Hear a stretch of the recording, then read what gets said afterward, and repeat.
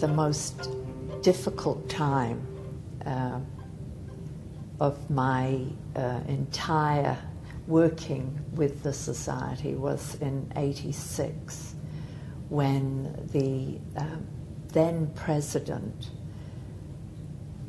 withdrew official recognition of a standing committee going to discuss matters with the ACC.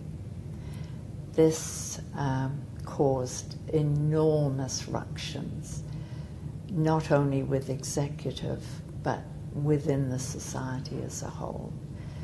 That a president could renege on what the executive had said outside of an executive meeting was unheard of. And it was partly due to this that future executive meetings were recorded, as well as handwritten notes taken. The ongoing ramifications of that decision by the president, she put forward a vote of no confidence in National Executive, which in itself she was quite entitled to do, but it was realized that the National Secretary, as I was then, was, according to the rules, part of the National Executive, and so that if a vote of no confidence was made in the whole committee and was ratified by the membership, there'd be nobody with the authority to call another meeting for the Society. I think this caused a rule change, a rapid rule change, later on, once we'd got through this episode. The vote of no confidence was discussed at a meeting in Christchurch in August, and we got June Gardner as the independent chairperson, who had no knowledge of what had preceded this vote. And she ran an excellent meeting, getting both sides to discuss as dispassionately as possible the very volatile issue. The vote wasn't carried. The National Exec then continued debating the issue that had forced the vote. And yes, I think that was one executive meeting. I think it was the first executive meeting that we actually had alcohol at the end of the meeting.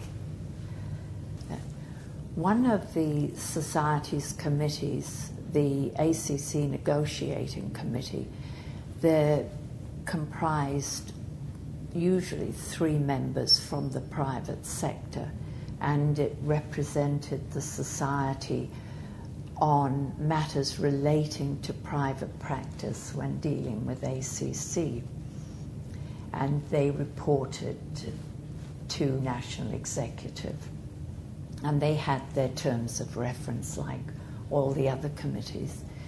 And this particular issue, the chairman of the committee had arranged a meeting with the managing director of ACC, Jeff Chapman, and they were going to talk about various matters and took our barrister, John Wilde, along with them.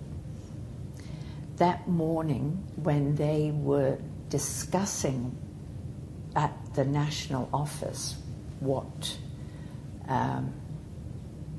matters they should discuss with Mr. Chapman, a telephone call came through to me saying the president asked me to tell the committee that they could not discuss a certain issue with Mr. Chapman, as the rest of exec hadn't seen the particular letter. So I went down to the meeting room where the ACC committee were meeting and gave them this message. The barrister rang the president and said that the committee had no intentions of discussing that particular issue with Mr. Chapman. Unfortunately, the president was at lunch, so he left a message. And they went off to the meeting with Mr. Chapman. In the meantime, the president had rung the chairman of ACC and said that she had withdrawn her letter of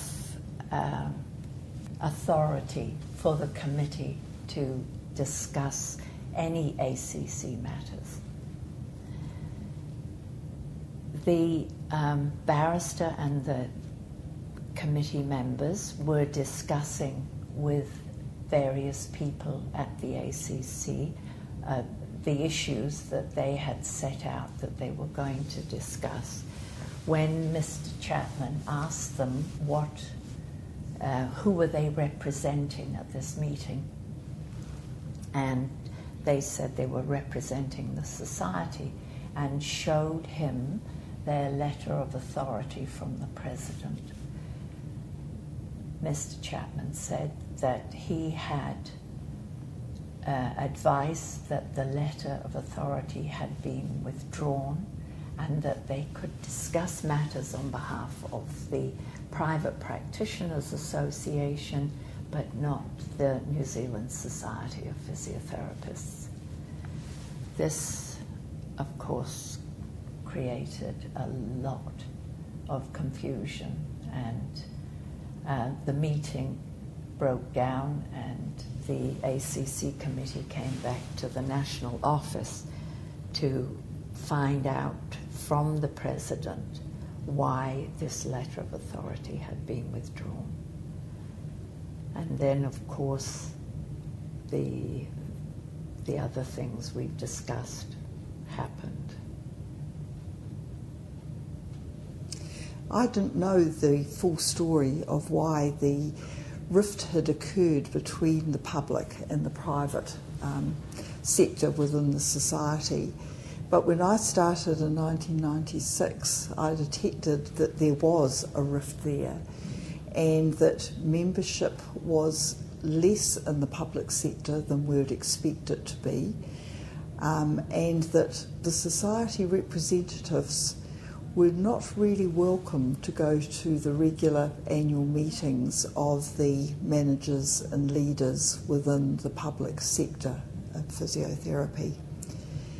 And there was a real atmosphere against the society, and a feeling that we represented private physiotherapists and issues with ACC, and really didn't do much for those working in the public sector.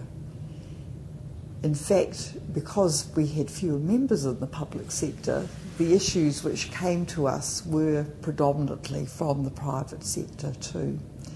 However, over the years, I'm pleased to say those barriers did begin to break down, and also those working in the public sector were getting ACC funding as well, and the work that we were doing with ACC was as relevant to those working in the public sector as it was in the private sector.